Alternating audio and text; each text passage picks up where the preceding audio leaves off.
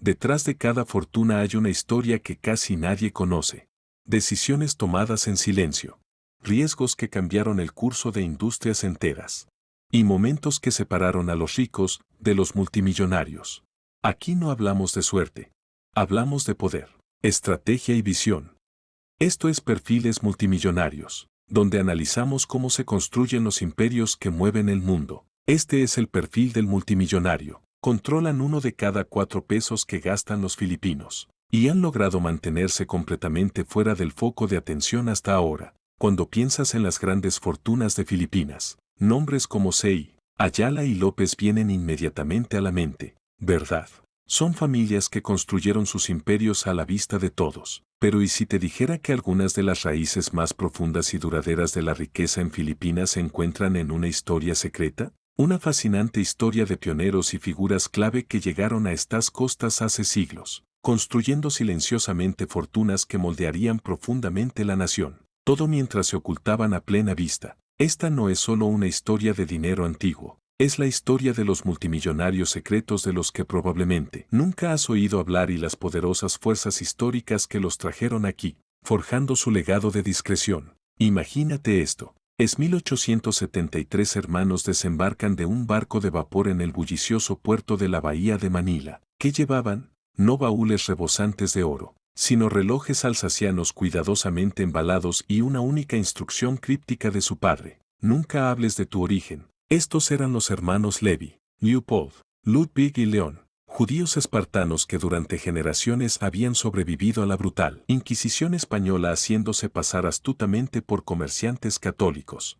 Cuando las oportunidades de prosperidad finalmente se agotaron en una Europa cambiante, miraron hacia el este, hacia la colonia más lejana y prometedora de España, Manila. Por aquel entonces, seguía siendo una ciudad amurallada, una reliquia colonial. Sin embargo, su puerto estaba abierto de par en par. Una puerta a nuevas posibilidades. Increíblemente, en tan solo un año, estos emprendedores hermanos abrieron la Estrada del Norte en La Esculta, que en su época era la Quinta Avenida de Manila. Vendían joyas exquisitas, sí, pero también introdujeron a los filipinos en las primeras bicicletas importadas, las revolucionarias cámaras Kodak y, como Leyón se había formado como químico, en las primeras aspirinas que las islas habían visto. Para 1890, sus libros de contabilidad meticulosamente llevados revelaban que estaban liquidando lo que, en dinero actual, equivaldría a poco menos de $2 millones al mes. Piénsenlo un segundo,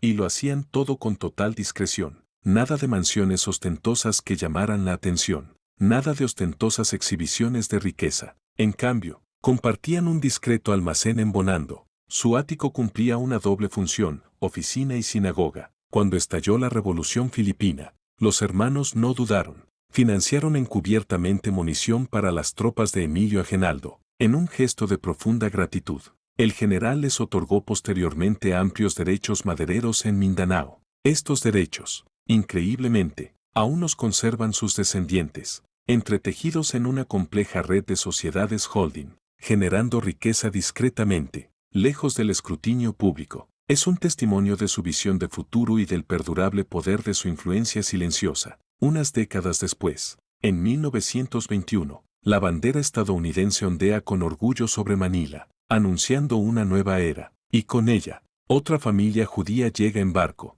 Los Freigers, a diferencia de los Levis, aún no huían de la persecución inmediata. Perseguían una fortuna diferente, el tabaco. Cincinnati tenía el gusto por los puros finos, y Manila tenía la hoja perfecta. En cuestión de meses, su fábrica de puros Helena en Calais, San Juan producía 10,000 puros al día. Eso es una gran cantidad de puros, pero los libertos hicieron algo que los Levis nunca se atrevieron a hacer. Hicieron pública su identidad. Valientemente formaron el Comité de Refugiados Judíos de Manila.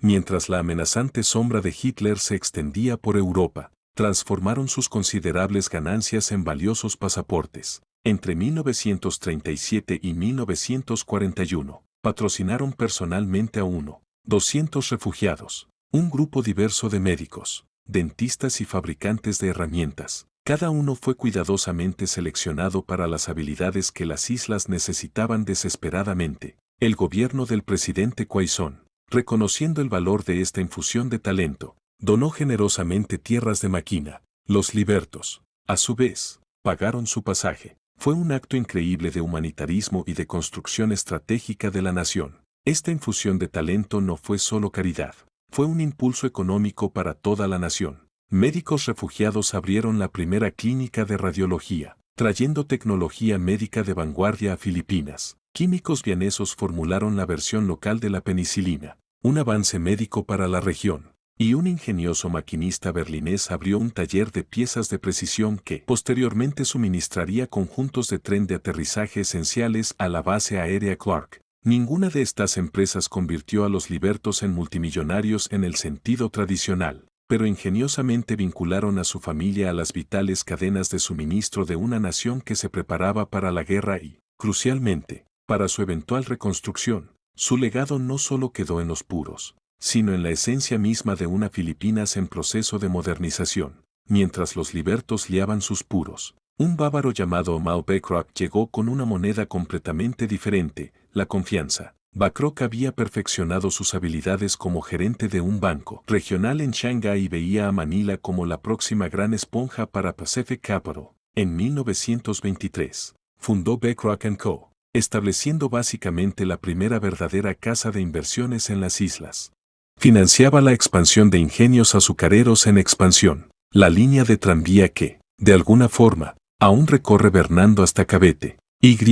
Discreta y brillantemente, compraba títulos de propiedad de la época española en dificultades en subastas judiciales, a menudo a precio de ganga, pero Bacroc también firmaba cheques por algo mucho más intangible, un profundo sentido de pertenencia. Financió generosamente el Templo Emile en la avenida Taft, creando la primera sinagoga permanente al sur de Shanghái. Las cuotas de membresía no eran solo para consuelo espiritual, eran, en esencia, almuerzos de networking antes de que el networking existiera siquiera. Imagínense, ingenieros químicos alemanes, ingenieros de minas estadounidenses y prominentes figuras filipinas intercambiando tarjetas de presentación e ideas a través de Celebriad.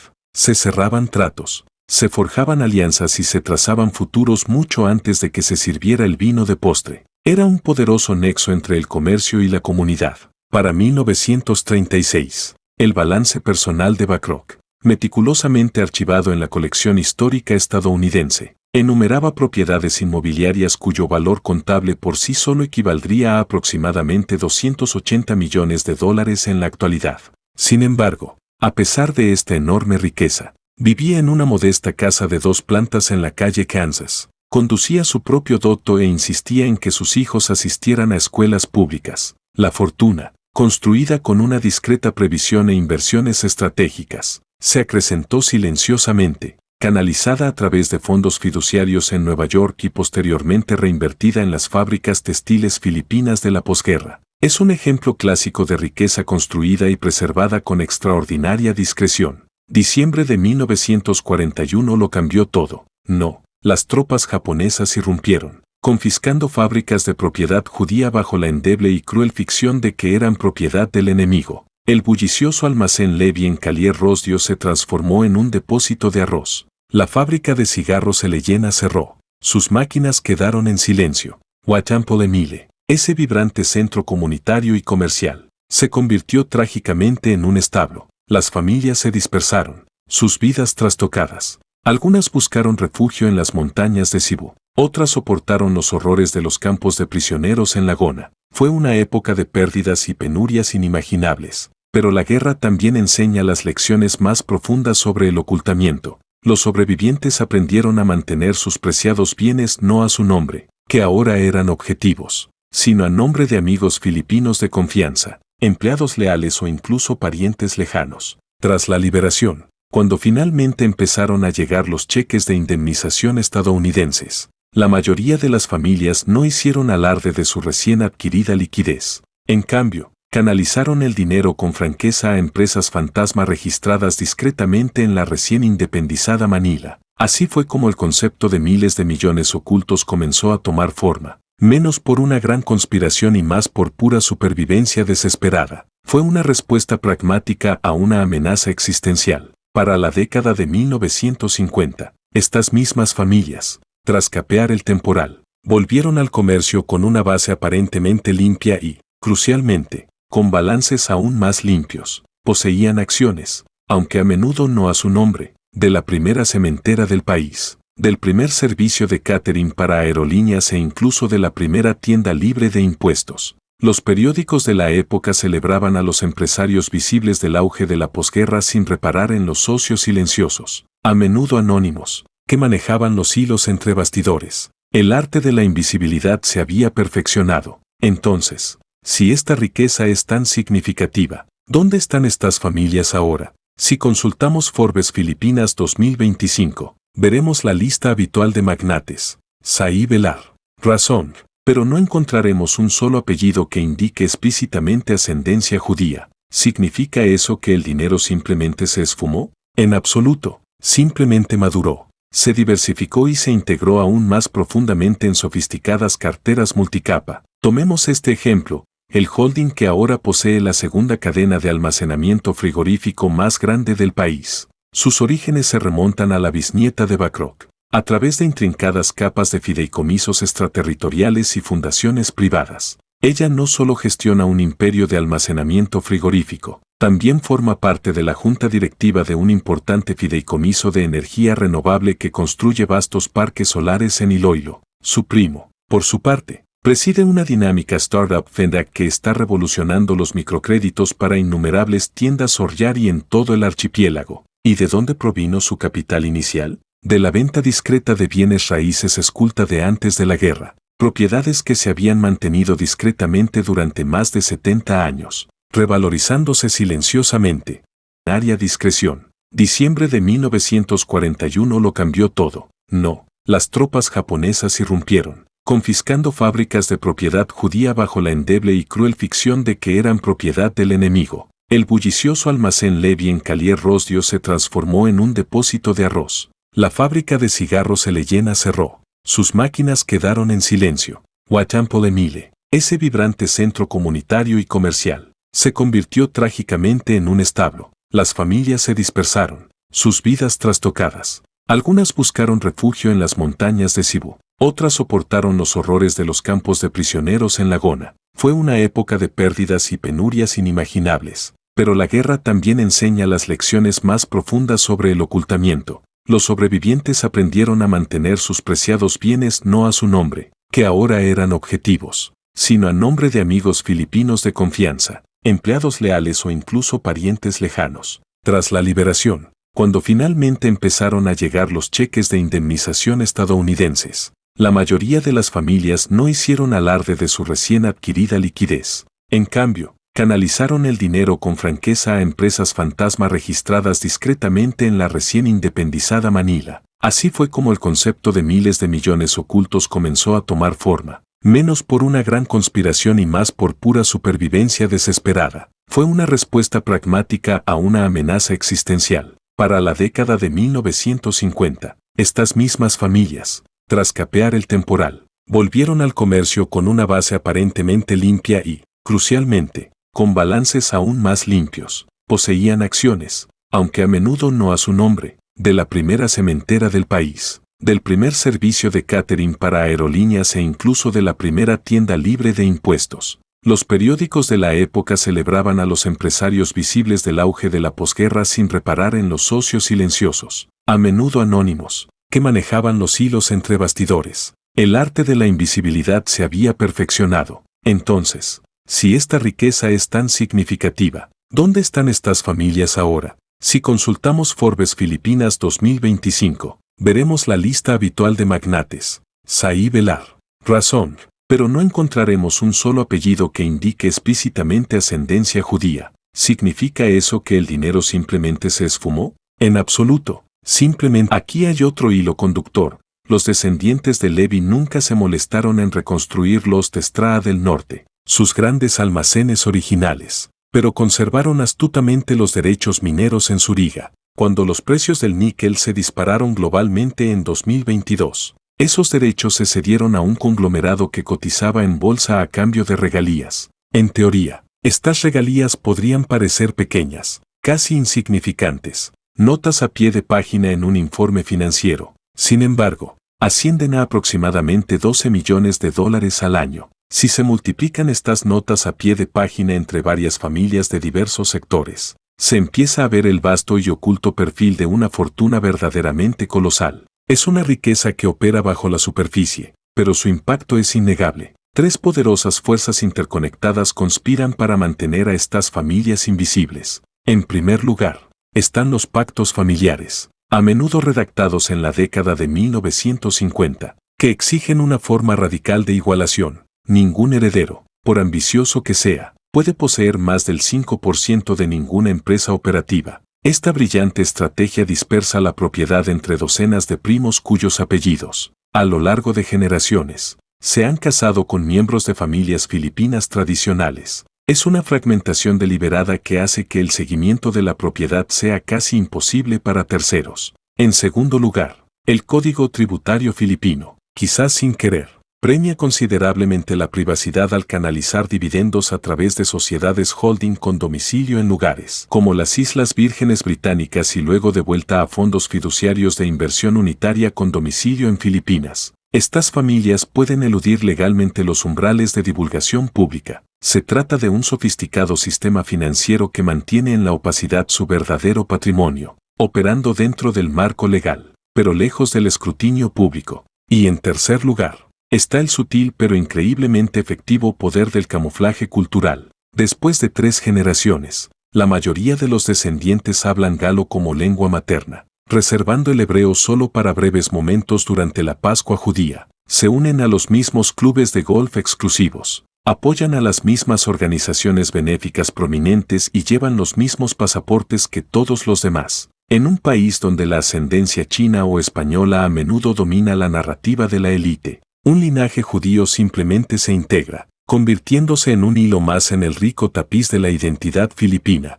En esencia, están perfectamente integrados, pero incluso el dinero oculto deja huellas reveladoras si se sabe exactamente dónde buscar. Tomemos como ejemplo la caminata anual de Mitzvah en Bonifacio Global City. Recauda fondos significativos para las aulas de las escuelas públicas, y cada pabellón, como notarán, está financiado anónimamente por el mismo grupo de fundaciones. También está la sala de neonatología de un destacado hospital de la ciudad de Quezon. Lleva con orgullo el nombre de Helen Owen, un discreto y conmovedor guiño a la Fritz Segar Fortune que ayudó a construirla, y consideren la única biblioteca conmemorativa del Holocausto del país, ubicada en la Universidad de Filipinas. Recibe una dotación que equivale exactamente a los intereses de un bono de $2 millones, cuyo precio y fecha coinciden perfectamente con la liquidación de la venta original de terrenos del Templo Emile. Estas donaciones filantrópicas nunca son lo suficientemente cuantiosas como para acaparar titulares nacionales ni merecer un artículo periodístico impactante.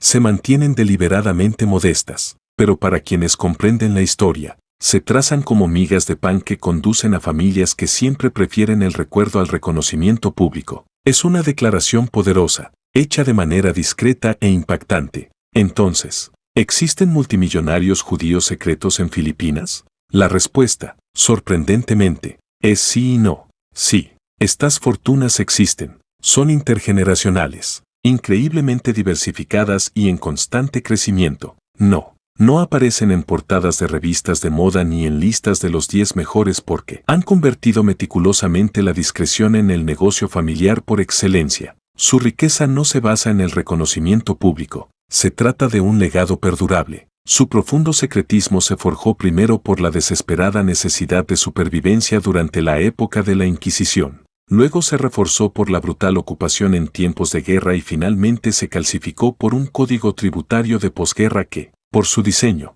premia la opacidad. Lo que comenzó como un acto vital de autopreservación se calcificó lenta y deliberadamente en una brillante estrategia a largo plazo. En una nación famosa por sus extravagantes magnates y sus exhibiciones públicas de riqueza, estas familias han demostrado silenciosa y poderosamente que el silencio puede ser, de hecho, el activo más ruidoso y perdurable de todos. Desde una sinagoga almacén iluminada con velas en esculta hasta las elegantes interfaces de las aplicaciones de préstamos basadas en algoritmos. El arca de la riqueza judía en Filipinas es menos una dinastía monolítica y más una cuerda bellamente trenzada. Cada hebra representa una familia que llegó a diferentes puertos, sobrevivió a diferentes tormentas y, de manera crucial, unió su futuro inextricablemente al destino de este archipiélago. Nunca buscaron ser los nombres más ricos de Forbes, solo los más ricos de las generaciones venideras. Su ambición era la continuidad, no los aplausos. En un mundo obsesionado con multimillonarios ruidosos que llaman la atención,